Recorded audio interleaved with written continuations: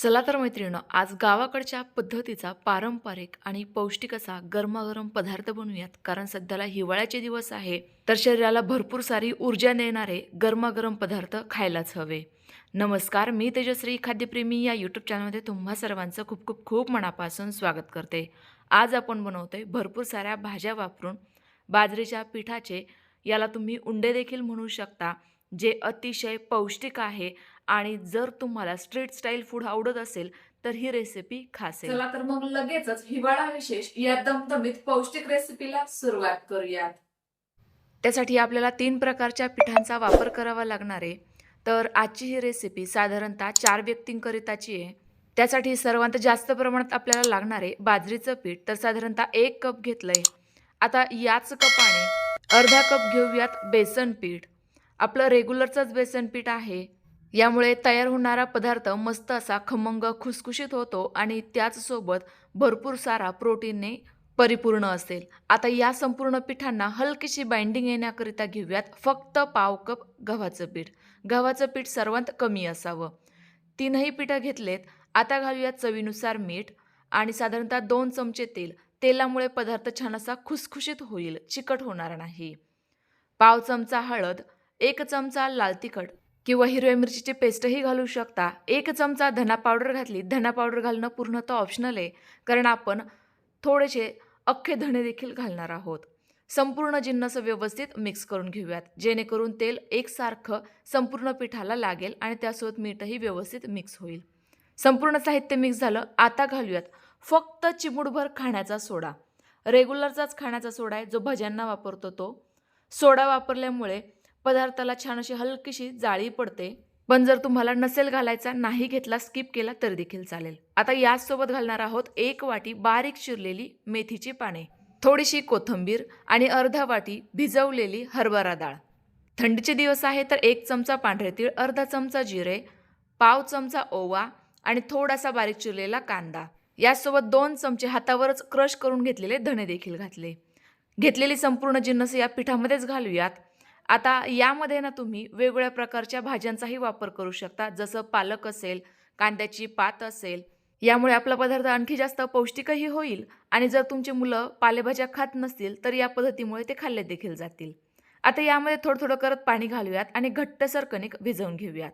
बाजरीचं पीठ आहे त्यामुळे कणिक हे जर असं व्यवस्थितच भिजवायचं, कारण याला लगेच पाणी सुटायला लागतं, तर मिश्रण सैलसरही होऊ शकतं. त्यामुळे अगदी थोडं थोडं करत व्यवस्थित असं हे पीठ भिजवून घेऊयात. जर तुम्ही इतर ऋतूमध्ये हा पदार्थ बनवणार असाल तर बाजरीच्या पिठाऐवजी ज्वारीचं पीठ वापरू शकता किंवा बारीक रव्याचाही वापर करू शकता. पीठ भिजवून झालं. आता आपण हा पदार्थ वाफवून बनवणार आहोत. त्याकरिताने एक इडलीचं भांडं घेतलं. तुमच्याकडे जर स्टीमर असेल ते वापरलं तरी देखील चालेल. याला फक्त पहिले तेलाने ग्रीस करून घ्यायचं, जेणेकरून आपला पदार्थ या भांड्याला चिकटणार नाही. हातांना देखील थोडंसं तेल लावून घ्यायचं, यामुळे पीठ देखील हातांना चिकटणार नाही. आता मीडियम साईजच्या चपातीकरिता जेवढी आपण कणिक घेतो ना, तेवढंच हे पीठ घ्यायचं. त्याला व्यवस्थित असं गोल आकार द्यायचा आणि आता मेदूवड्याप्रमाणेच याला मध्यभागी होल करायचं. बघा काय भारी दिसतंय ना. आता यामध्ये आपण पांढरे तीळ वापरले आहेत, मेथीची भाजी वापरली आहे, बाजरीचं पीठ वापरले. यामुळे हा पदार्थ थंडीकरिता अतिशय पौष्टिक आहे, भरपूर सारी ऊर्जा देतो. आणि जर तुम्ही तेलकट पदार्थ खाणं टाळत असाल तर असे हे पदार्थ नक्कीच तुमच्यासाठी फायदेशीर आहे, कारण यामध्ये भरपूर प्रमाणामध्ये प्रोटीन आहे आणि तेलाचा वापरही कमीच आहे. आता सेम पद्धतीने संपूर्णच गोळे किंवा संपूर्णच बाजरीच्या पिठाचे मेदूवडे तयार करून घेऊ. यामध्ये आपण जी भिजवलेली चना डाळ वापरली आहे ना, यामुळे या नाश्त्याचा स्वाद आणखी जास्त छान येतो. ही चना डाळ ना खाताना फारच चविष्ट लागते. तुम्ही जरूर ट्राय करून बघा. हे 2 ते 2.5 उंडे खाल्ले ना तरी देखील एका माणसाची भूक नक्कीच भागते. त्यामुळे तयार होणारा नाश्ता 4 व्यक्तींकरिता अगदी सफिशियंट आहे. तयार झालेले संपूर्ण उंडे आपण वाफवून घेऊयात. त्याकरिता स्टीमरमध्ये पाणी गरम होण्याकरिता ठेवलं होतं. आता यामध्ये एक एक करून 2ही स्टँड ठेवून देऊयात आणि फुल गॅसवर साधारणतः 10 ते 12 मिनिटाकरिता हे वाफवून घेऊयात. त्यामुळे आता यावर झाकण ठेवते आणि गॅसची फ्लेम फुल करते. आता यासोबत खाण्याकरिता मी डाळ बनवणार आहे, तर ही डाळ देखील खूपच झटपट तयार होते. त्याकरिता संपूर्ण गोष्टी आपण कुकरमध्येच बनवणार आहे. कुकर गॅसवर चढवलाय, त्यामध्ये घालूयात 1 ते 2 चमचे तेल. तेलाचं प्रमाण कमी अधिक करू शकता. तेलाऐवजी तूप वापरलं तरी देखील चालणार आहे. तेल गरम झालं की लगेच अर्धा चमचा मोहरी, अर्धा चमचा जिरे, एक मध्यम साईजचा पातळ उभ्या आकारात कट करून घेतलेला कांदा घालायचा आहे. आता हा कांदा छान असा सॉफ्ट होईपर्यंत परतवून घ्यायचा. गॅसची फ्लेम मध्यम ठेवा, जेणेकरून कांदा व्यवस्थित आणि पटकन परतला जाईल. यामुळे नक्कीच तुमचा वेळही वाचेल. कांदा परतवून झाला, लगेच यामध्ये आलं लसूण पेस्ट घालायची. थोडेसे कढीपत्त्याची पाने घालूयात. यामुळे आपल्या फोडणीला आणखी जास्त छान टेस्ट येईल. चिमूटभर हिंगही घालूयात, ज्यामुळे तयार होणारा पदार्थ पचनास हलका फुलका होईल. संपूर्ण पदार्थ पुन्हा एकदा गॅस कमी करून व्यवस्थित परतवून घेऊयात. हिंग आपला करपू नये याकरिता. लगेच आता बारीक चिरलेला एक लालबुंद टोमॅटो घालायचा आहे. टोमॅटो पटकन शिजला जावा याकरिता लगेचच मीठ घालून द्यायचं. ही टिप्स तुम्ही नेहमीच भाज्या बनवताना देखील वापरू शकता. पुन्हा एकदा संपूर्ण जिन्नस जरा वेळाकरिता परतवून घेऊयात, जेणेकरून टोमॅटो मऊसूत शिजेल. आता सुके मसाले घालूयात. पाव चमचा हळद, अर्धा ते पाऊण चमचा लाल तिखट, 1 चमचा धना पावडर आणि 1 चमचा सांबर मसाला. यामुळे आपल्या या डाळीला टेस्ट फार छान येईल. पुन्हा एकदा संपूर्ण जिन्नस जरा वेळाकरता परतवून घ्यायचे.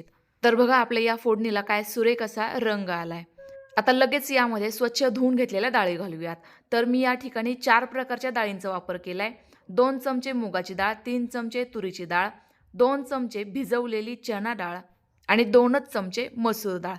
अशा पद्धतीमुळे संपूर्ण प्रकारच्या डाळी आपल्या खाल्ल्या जातात, ज्यामुळे आणखी जास्त हा पदार्थ पौष्टिक होणार आहे. पण जर तुम्हाला एखादी डाळ यातून स्किप करायची असेल, तुम्हाला चालणार नसेल किंवा आवडत नसेल, तर नाही घातली तरी देखील चालणार आहे. पुन्हा एकदा संपूर्ण जिन्नस व्यवस्थित एकदा परतवून घेऊ, जेणेकरून डाळींना देखील मसाल्यांचा स्वाद लागेल. आता आपण गरजेनुसार पाणी घालायचंय. तर जेवढं काही डाळींचं प्रमाण सांगितलंय, त्या हिशोबाने साधारणतः 1.5 तांब्या पाणी घालायचंय. पाणी कोमट घातलं तर बेस्टच, नाही तर रेग्युलर टेम्परेचरवरचं घातलं तरी देखील चालेल. पुन्हा एकदा व्यवस्थित मिक्स करून घेतलं. आता सर्वात शेवटी बारीक चिरलेली कोथिंबीर घालूयात आणि लगेचच कुकरचं झाकण लावून 3 शिट्ट्या फुल गॅसवर काढून घेऊयात. आपली डाळ फक्त मऊसूत शिजली जायला हवी, त्यानुसार कुकरच्या शिट्ट्या काढून घ्याव्यात. आता एवढ्या वेळामध्ये ना आपल्या इकडे बाजरीचे उंडे देखील अगदी मऊसूत व्यवस्थित वाफवले गेले आहेत. यामध्ये हवं तर तुम्ही एखादा चाकू खोचून बघू शकता. चाकूला बघा जरा देखील पीठ चिकटलेलं नाहीये. तुम्ही हाताने देखील चेक करून घेऊ शकता. हाताला सुद्धा अजिबात पीठ चिकटत नाहीये. रंग तर बदललेलाच आहे. यावरून तुम्हाला लक्षात आलं असेल आपले उंडे वाफवले गेले. यावर पुन्हा एकदा झाकण ठेवायचं, गॅस बंद करायचा, जेणेकरून उंडे आपले गरमागरम राहील. कारण हा पदार्थ तुम्ही डाळीसोबत खात असाल तर गरमागरमच छान लागतो. एवढ्या वेळामध्ये आपली डाळ देखील छान अशी मऊसूत शिजली गेली आहे. बघा अजिबात हटून घेण्याची देखील गरज नाहीये. आपला झटपट रात्रीच्या जेवणाकरिता तयार होणारा गरमागरम मेनू तयार झालाय. कमी कष्टामध्ये कमी फाफट पसाऱ्यात तयार होतो. त्यामुळे तुम्ही देखील नक्की ट्राय करून बघा. आणि जर हा पदार्थ तुम्ही सकाळच्या जेवणात बनवत असाल आणि हे उंडे थंड झाले असतील तरी देखील अजिबात टेन्शन घ्यायचं नाही. तर हा पदार्थ ना तो तुम्ही दह्यासोबत सर्व करायचा. जबरदस्त आणि भन्नाट लागतो. जर तुम्हाला चाटचे पदार्थ आवडत असेल तर माझ्या या पद्धतीने तुम्ही सर्व करू शकता. तर बघा आपला हा उंडा काय मस्त असा खुसखुशीत झाला आहे. अजिबात तळलेला नाही आहे, भाजलेला नाही आहे, तरी देखील आतून बघा काय मस्त असा पोकळ आहे. आता यावरून थोडंसं साजूक तूप घालायचं. तयार करून घेतलेली घोटलेली डाळ घालायची. सोबतच गोडसर आणि घट्टसर दही घालायचं. वरून थोडासा बारीक चिरलेला कांदा, कोथिंबीर, आवडत असल्यास चाट मसाला घालायचा आणि मस्त असं सर्व करायचं. जबरदस्त आणि भन्नाट चवीचा हा पदार्थ आहे. त्यामुळे तुम्ही एकदा तरी नक्की ट्राय करायलाच हवा. आजची ही रेसिपी कशी वाटली कमेंट्स करून नक्की कळवा. रेसिपी आवडली असल्यास लाईक करा, जास्तीत जास्त शेअर करा. पुन्हा एकदा भेटूयात तुमच्याच आवडत्या छानशा रेसिपीसोबत. तोपर्यंत बाय बाय.